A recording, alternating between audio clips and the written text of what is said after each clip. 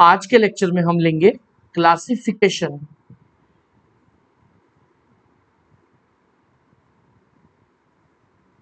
Of colloids based on the size of the particle.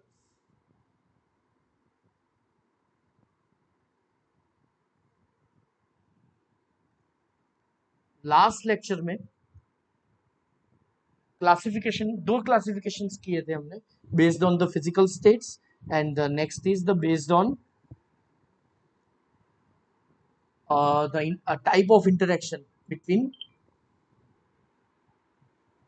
the dispersed phase and dispersion medium, और यहाँ पे है size of the particles के हिसाब से. तो how they are classified, जो भी हम डिसॉल्व करते हैं उसके हिसाब से इसके पार्ट पड़ते हैं. फर्स्ट है इसका टाइप है, उसका नाम है multi molecular colloid. Second one is macromolecular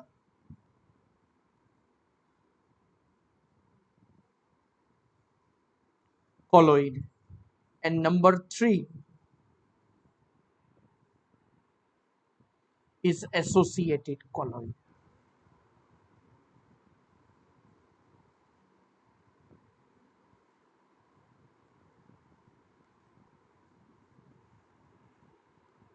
okay, तो ये जो मल्टी मॉलिक्यूलर कॉलोइड्स है, गोल्ड एंड सल्फर के स्टार्टिंग में हमें जो लिक्विड मिलता है, जब वो हॉट होता है तब हमें ट्रू सॉल्यूशन मिलेगा, like a liquid, like a water. Okay, तो जो ट्रू सॉल्यूशन है उसके पार्टिकल की साइज छोटी होती है और कॉलोइड की साइज ऐसे बड़ी होती है. So the particles of the true solutions are aggregated, मतलब वो मॉलिक्यूल्स एग्रीगेट हो जाएंगे और ऐसी स्पीसीज बनाएंगे. स्पीसीज मतलब ऐसा एक मॉलिक्यूल बनेगा पूरा कि जिससे ये रेंज में, कौन सी रेंज में ये आएगा, तो इनकी रेंज होगी कॉलोइड की रेंज. कॉलोइड की रेंज क्या है? 1 nanometre to 1000 nanometre, that is 1 micrometre. Okay, that means such colloids are prepared. तो स्टार्टिंग में आपको जब हॉट सॉल्यूशन होगा तो आपको मिलेगा क्या? True solution. Okay, and then after, when it is kept to be cooled, so at that time we are getting the colloidal sol, and that sol is classified as a multi-molecular. मतलब एक ही species के अंदर, एक ही colloid particles के अंदर बहुत सारे multi molecules होंगे और उनकी रेंज होगी ये कॉलोइडल रेंज. ओके, तो देख लो टेक्स्ट बुक में से हम.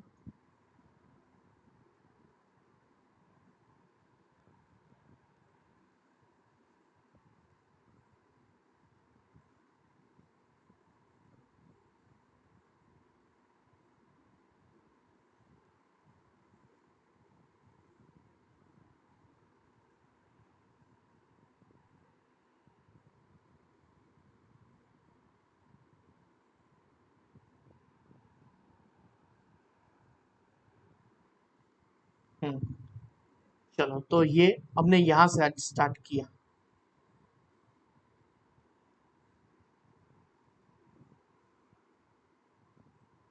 ओके, हमने अभी यहां से स्टार्ट किया है. तो first is our multi molecular colloid. Okay, multi molecular colloid.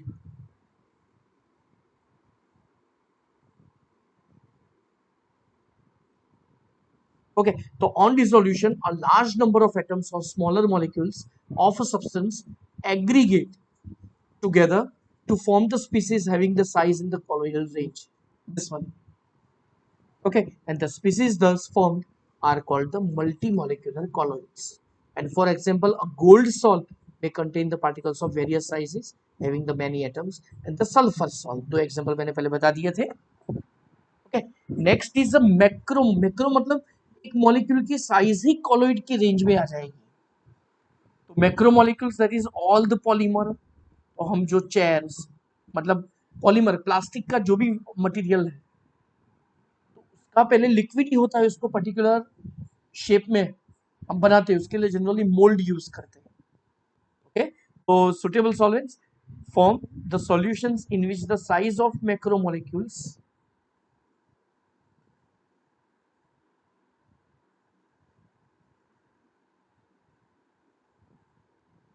may be the colloidal range. Such systems are called the macromolecular colloids, and these colloids are quite stable and they resemble the true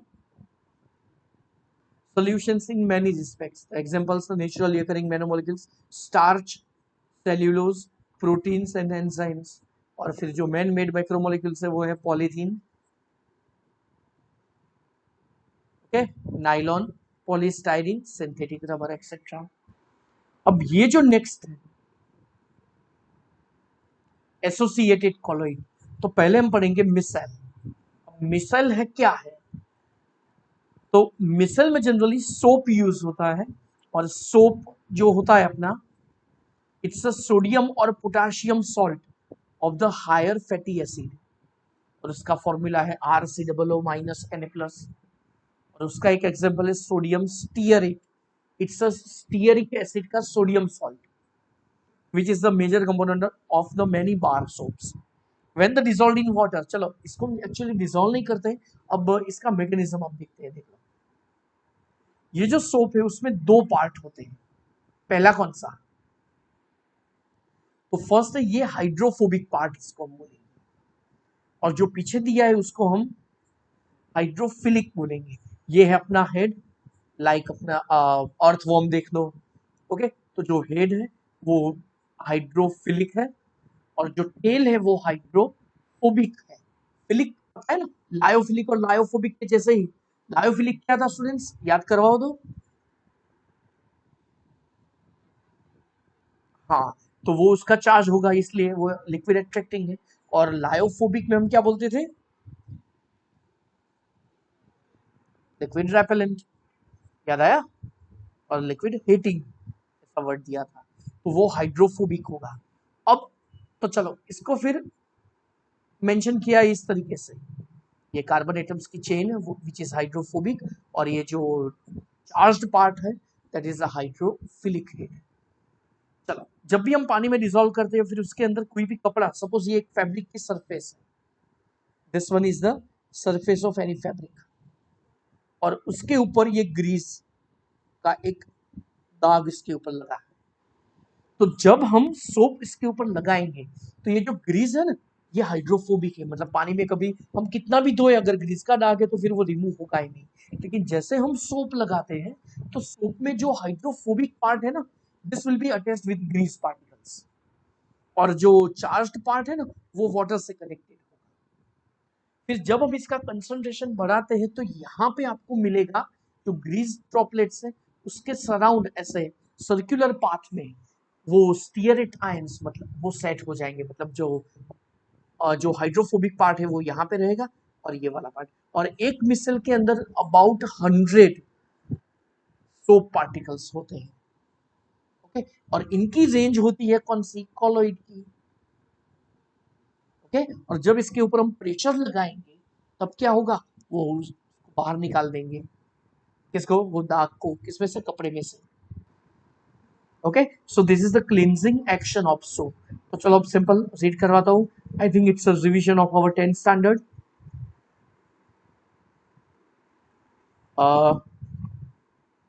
yes Dhyanesh, read.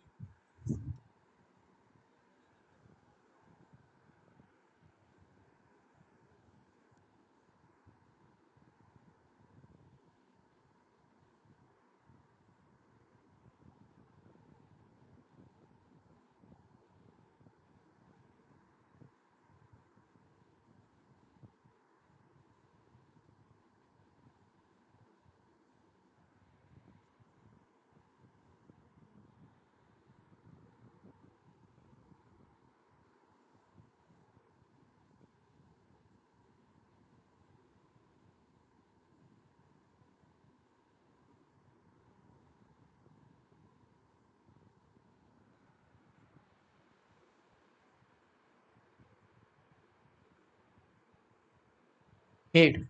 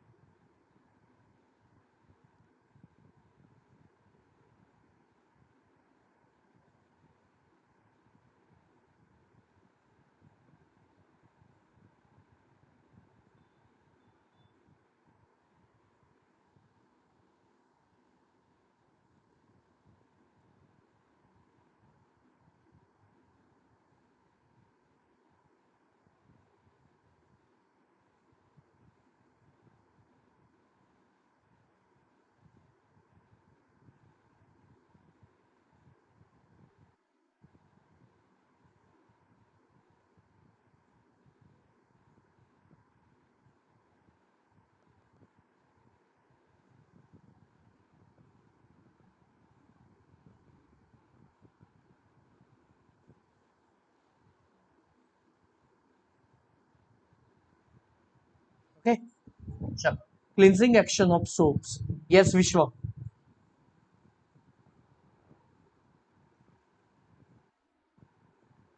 read from here.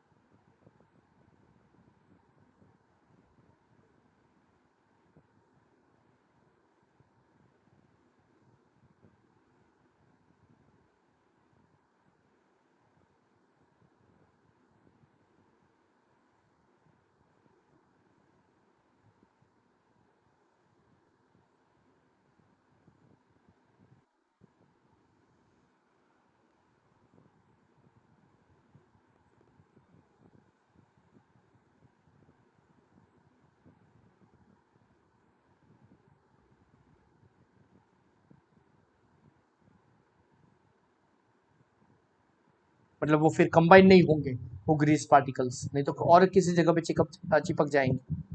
Okay, लेकिन ऐसा possible नहीं। और चलो, I think समझ में आ गया होगा। पूरा क्वेश्चन तो नहीं पूछेंगे, तो थोड़ा पार्ट ही उसका पूछेंगे। Next, next is our the preparation of colloid. Okay, so first preparation, तो देखो, तो टोटल इससे, तो मैक्रोमोलिक्यूल्स के एग्जांपल कौन सा थे? तो इसमें दो पार्ट्स आते हैं, पहले natural and second man made. और एसोसिएटेड मॉलिक्यूल्स के एग्जांपल्स कौन से थे? मिसेल। ओके, आई थिंक उसका एक पैरा रह गया है,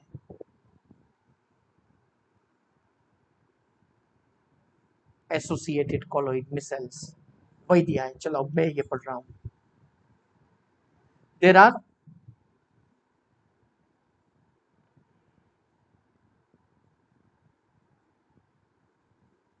there are some substances which at low concentrations behave as the normal strong electrolytes, but at the higher concentrations exhibit the colloidal behavior due to the formation of aggregates. The aggregated particles thus formed are micelles, and these are also known as the associated colloids. The formation of the micelles takes place only above a particular temperature called Kraft temperature. मतलब जिस temperature के ऊपर के temperature पे मिसल create होता है, that is the Kraft temperature. And the above a particular concentration, it is known as CMC, critical missile concentration.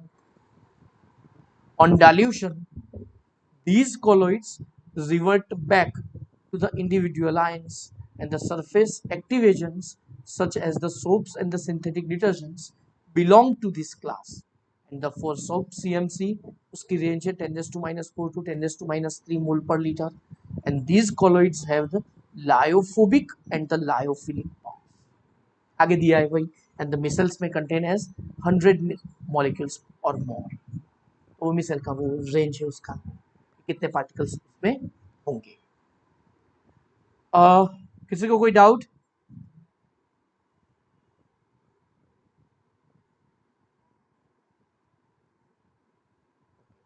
तो मिसल theory minimum 2 to 3 times लिखेंगे तब क्लियर होगा।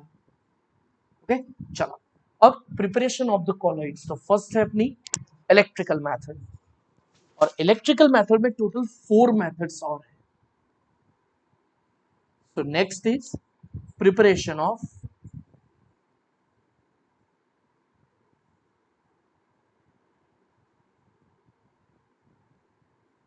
lyophobic colloids,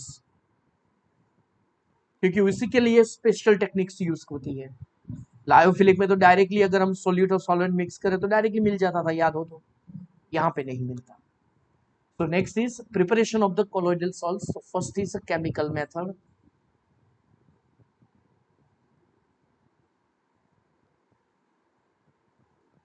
So there are 4 chemical methods. First is double decomposition.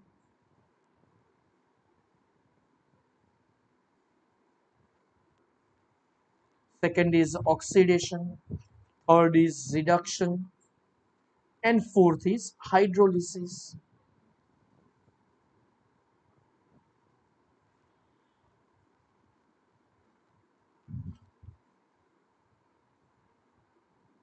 Okay तो ये जो double decomposition है उसमें AS2S3 solve बनेगा। जो ऑक्सीडेशन इससे सल्फर सॉल्व बनेगा, रिडक्शन से AU बनेगा, और हाइड्रोलिसिस से FeOH थ्राइस मिलेगा। अगेन डबल डिकम्पोजिशन से AS2S3, ऑक्सीडेशन से सल्फर, रिडक्शन से AU, और हाइड्रोलिसिस से FeOH।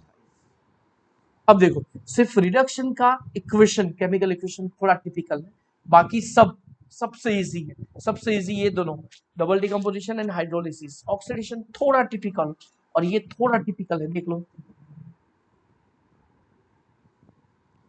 AS2O3H2S, तो यहाँ पे S और O उसको इंटरचेंज कर दो, तो AS2S3 and 3H2O, ये रहा। लास्ट एग्जांपल, H2O के दो ions H plus and OH minus, so 3H2O, that means 3H plus and 3OH minus, so Fe3 plus ions will combine with 3OH minus to give FeOH thrice, and 3H plus will combine with 3Cl minus to give 3HCl, और SO2 और H2S को combine करो तो sulphur solve मिलेगा। और next दिया है आपको रिडक्शन, AuCl3 का रिडक्शन करेंगे तो AU सॉल्व मिलेगा। AU का रिडक्शन हुआ तो HCHO का ऑक्सीडेशन होगा, साथ में HCl मिलेगा। इक्वेशन है तो इजी, लेकिन दिमाग में रखना फिर ये। ओके चलो, किसी को कोई यहाँ पे डाउट?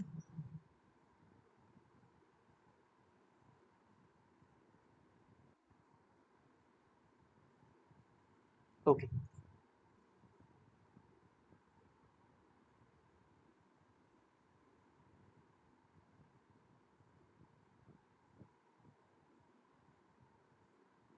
ओके चलो, अब नेक्स्ट है अपना इलेक्ट्रिकल डिसइंटीग्रेशन, और उसका नाम है ब्रेडिग आर्क मेथड।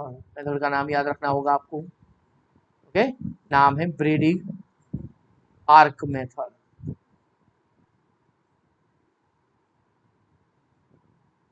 ओके ये ब्रेडिग आर्क मेथड, ये नाम आपको याद रखना पड़ेगा। तो इसमें अब होगा क्या, चलो वो देखते हैं अभी। ब्रेडिग आर्क मेथड में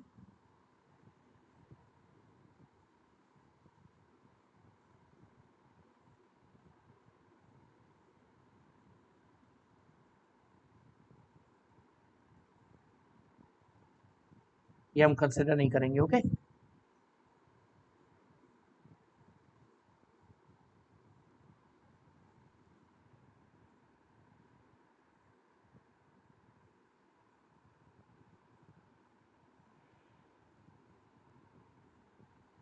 चलो ध्यान से देखना अभी। तो ब्रेडिग आर्क मेथड में हमने यहाँ पे आइस क्यूब्स यहाँ पे रख दिए, यहाँ पे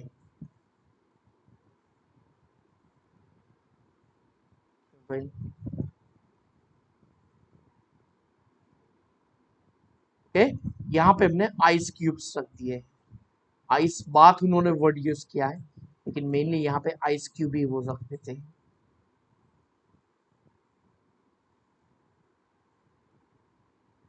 आइस बाथ मतलब होगा वही।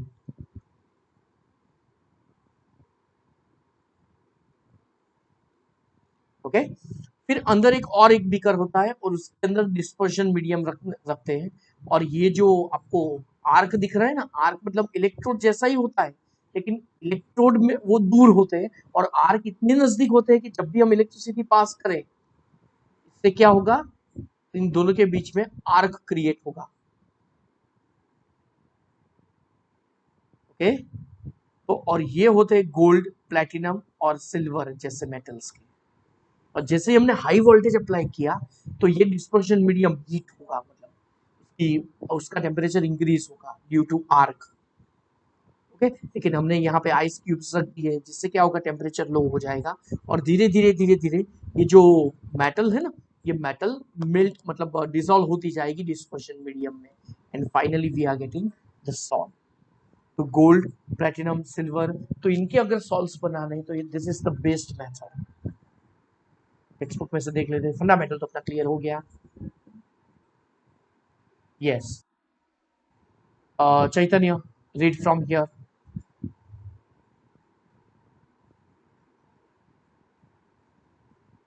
चैतन्य, यहाँ से पढ़ो।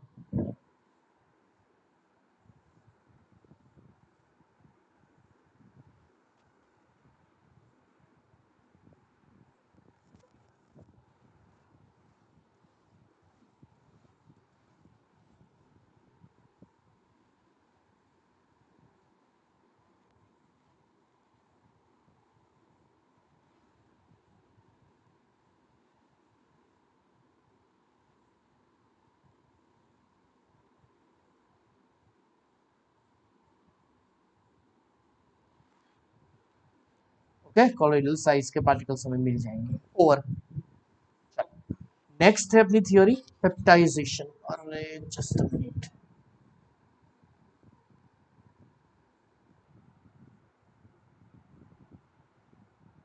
Okay, so next topic is our peptization.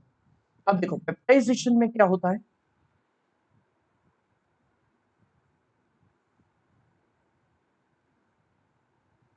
तो पेप्टाइजेशन में जो कॉलोइडल पार्टिकल्स होते हैं वो एक्चुअली आपको पहले मिलेंगे प्रेसिपिटेट्स, शॉर्ट में इसको बोलेंगे हम पीपीटीज। ओके, तो वो प्रेसिपिटेट्स हमें मिलते हैं। लाइक याद हो तो अभी एक method I, hydrolysis method. Hydrolysis method से कौन सा कॉलोइड बनता था? फोर मेथड्स थी ना, double decomposition, oxidation, reduction and hydrolysis. तो इसका रिएक्शन था, इक्वेशन था FeCl3 which is combined with 3H2O to give FeOH thrice and 3HCl। तो ये जो FeOH thrice है, इसकी साइज एक्चुअली बड़ी है, मतलब पीपीटी की साइज प्रेसिपिटेट से, और कॉलोइड की साइज छोटी होती है, से भी छोटी।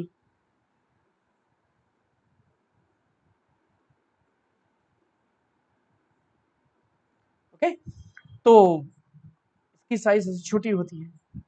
तो इसके लिए हमने क्या किया, पेप्टाइजिंग एजेंट FeCl3 थोड़े ज्यादा प्रोपोर्शन में इसमें हम ऐड करते हैं, जिससे क्या होगा, प्रेसिपिटेट्स की सरफेस पे Fe3 प्लस एडजॉर्ब हो जाएगा। एडजॉर्ब का मतलब पता है ना, इसके ऊपर पूरा लेयर बन जाएगा, किसका, Fe3 प्लस आयंस का। और जब लेयर कंप्लीट हो जाएगा तब ये ब्रेक हो जाएगा इनटू द स्मॉल पार्ट, और इसकी जो साइज होती है that is the range of the colloidal particles.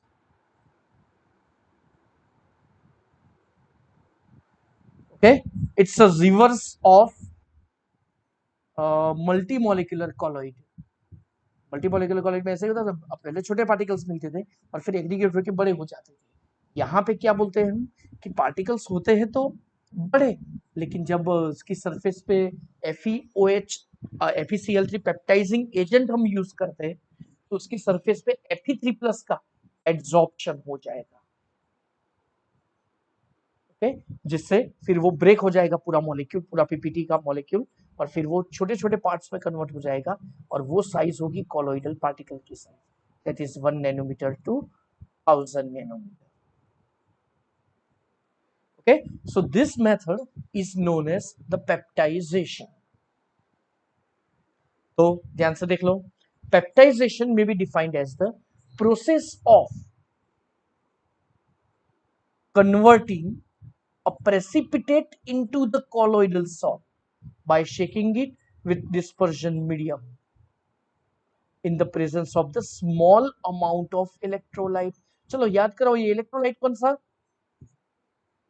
अभी हमने जो एग्जांपल बताया उसमें कौन सा इलेक्ट्रोलाइट हम यूज करेंगे?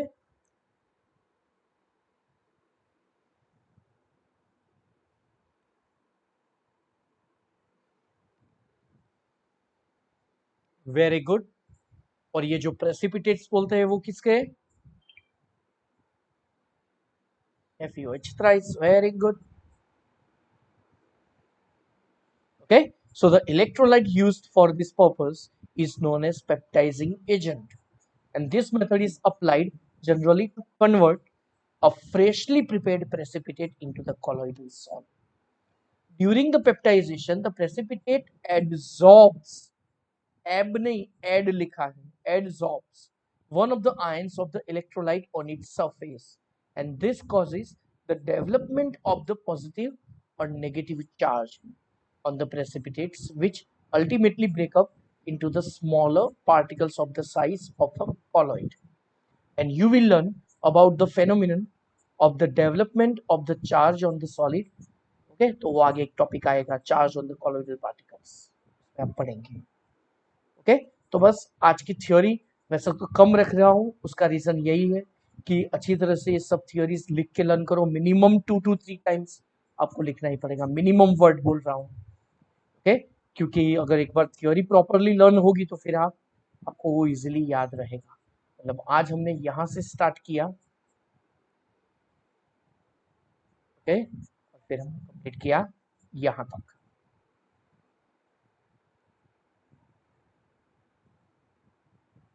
ओके, तो यहाँ तक.